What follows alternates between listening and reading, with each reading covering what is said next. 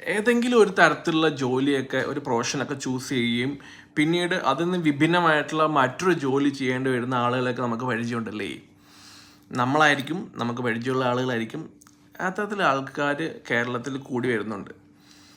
ഏതെങ്കിലുമൊക്കെ ട്രെൻഡിൻ്റെ ഭാഗമായിട്ട് ഏതെങ്കിലും പ്രൊഫഷൻ എടുക്കുക, പിന്നീട് ആളുകളെല്ലാം തള്ളിക്കയറി കഴിയുമ്പോഴത്തേക്ക് അവിടെ ഒരു സാച്ചുറേഷൻ പീരീഡ് എത്തിക്കഴിഞ്ഞാൽ പിന്നെ കൂടുതൽ ആളുകളെ അവിടെ അക്കോമഡേറ്റ് ചെയ്യാൻ പറ്റേണ്ടതാകുമ്പോഴത്തേക്കും സ്വാഭാവികമായിട്ട് അത്തരത്തിൽ പഠിച്ച ആളുകളൊക്കെ വേറെ എന്തെങ്കിലുമൊക്കെ പ്രൊഫഷനിലേക്ക് മാറേണ്ടി വരാറുണ്ടല്ലേ.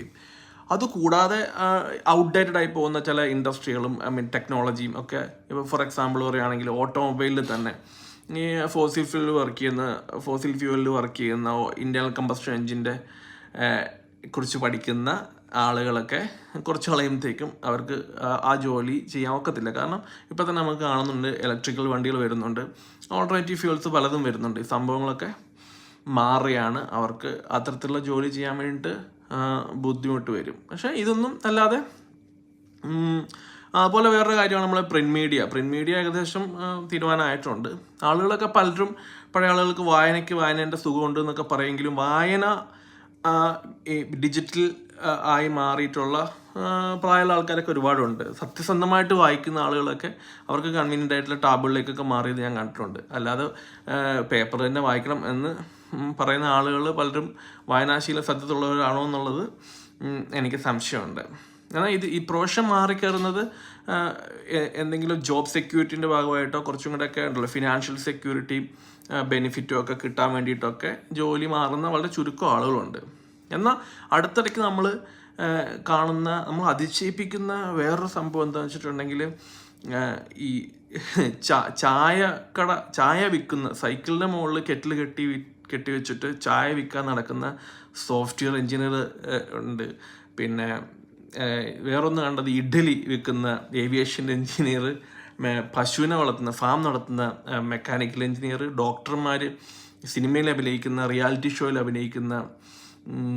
റിയാലിറ്റി ഷോയിൽ ചെയ്യുന്ന ഡോക്ടർമാർ, അത്തരത്തിൽ മേക്കപ്പ് മേക്കപ്പ് ആർട്ടിസ്റ്റ്, വാട്ട് യൂസ് ബ്യൂട്ടീഷ്യന്മാർ, MBA പഠിച്ച ബ്യൂട്ടീഷ്യന്മാർ, അത്തരത്തിൽ അലുവയും മത്തിക്കറിയും എന്ന് പറയുന്ന രീതിയിൽ പ്രൊഫഷൻസ് മാറിക്കയറുന്ന ആളുകളുണ്ട്. പക്ഷെ സത്യത്തിൽ അവർ വന്ന് നിൽക്കുന്ന സ്ഥലം വളരെ അപ്രോപ്രിയേറ്റ് ആട്ടോ. ഇപ്പം ഒരു ഫുഡ് ഒരാൾക്ക് രുചികരമായ ഭക്ഷണം കുക്ക് ചെയ്ത് അവർക്ക് സെർവ് ചെയ്യാൻ വേണ്ടി അതായിരുന്നു അവൻ്റെ താല്പര്യവും അവൻ്റെ ഇൻട്രസ്റ്റും അവൻ്റെ ക്യാരക്ടറും അതായിരുന്നു. പക്ഷെ അവനെ പിടിച്ചിട്ട് വേറെ എന്തെങ്കിലും കോഴ്സ് പഠിപ്പിച്ചെടുത്താണ് ഈ പ്രശ്നം വന്നത്. സിനിമയിൽ അഭിനയിക്കാനോ അല്ലെ ആർട്സ് കലാപരമായിട്ടുള്ള കഴിവുകളുള്ള ഒരാളെ പിടിച്ച് ഡോക്ടറാക്കേണ്ട ഒരാവശ്യമില്ല.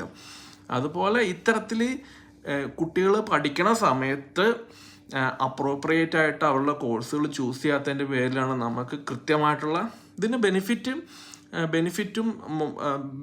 അതിൻ്റെ ദൂഷ്യമൊക്കെ സമൂഹത്തിനും അവരവർക്കും തന്നെ ആവും. നമുക്ക് വളരെ ആസ്വദിച്ച് നമ്മുടെ ജോലി ചെയ്യാൻ പറ്റണമെങ്കിൽ നമ്മളത് കൃത്യമായിട്ട് ഇഷ്ടപ്പെട്ട് ചൂസ് ചെയ്ത ജോലി ആയിരിക്കണം അല്ലേ. ഇല്ലെങ്കിൽ നമ്മൾ കഷ്ടപ്പെട്ടായിരിക്കും ജോലി ചെയ്യുക. അതേപോലെ തന്നെ ആ ജോലി ചെയ്യുമ്പോൾ സർവീസ് കിട്ടുന്ന ആളുടെ അവസ്ഥ അതാ. ഇപ്പോൾ സൊസൈറ്റിയിൽ ഒരു ഡോക്ടർ വരിക, ആ ഡോക്ടർ വീട്ടുകാരുടെ സ്റ്റാറ്റസ് ഉയർത്താൻ വേണ്ടിയോ അല്ലെങ്കിൽ അപ്പനും അമ്മയ്ക്കും ഡോക്ടറാകാൻ പറ്റിയില്ല, അതുകൊണ്ട് മക്കളിലൂടെ സാധിച്ച് എടുത്ത ഡോക്ടറാണെങ്കിൽ അവൻ്റെ അടുത്ത് നിന്ന് നമുക്കൊരു നല്ല സർവീസ് കിട്ടണമെന്ന് നിർബന്ധമില്ല. എന്നാൽ ഇത് പാഷനായതിൻ്റെ പേരിൽ ഇത് വളരെ ഇൻട്രസ്റ്റോടെ ചെയ്യുന്ന ആളുകളുടെ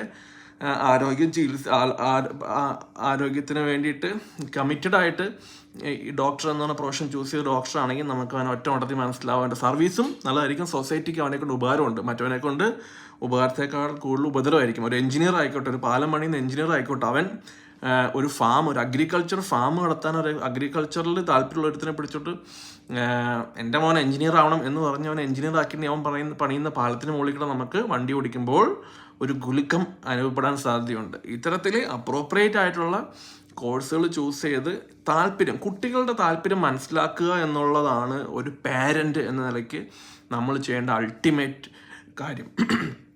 അതുകൊണ്ട് ഉണ്ടാവുന്ന ദൂരവ്യാപകമായിട്ടുള്ള ഉപകാരമൊക്കെ ഉണ്ടല്ലോ. നമ്മൾ കൃത്യമായിട്ട് ചെയ്യാതിരുന്നിട്ടുണ്ടെങ്കിൽ ചെയ്യുകയാണെങ്കിലൊക്കെ നമുക്ക് കിട്ടും.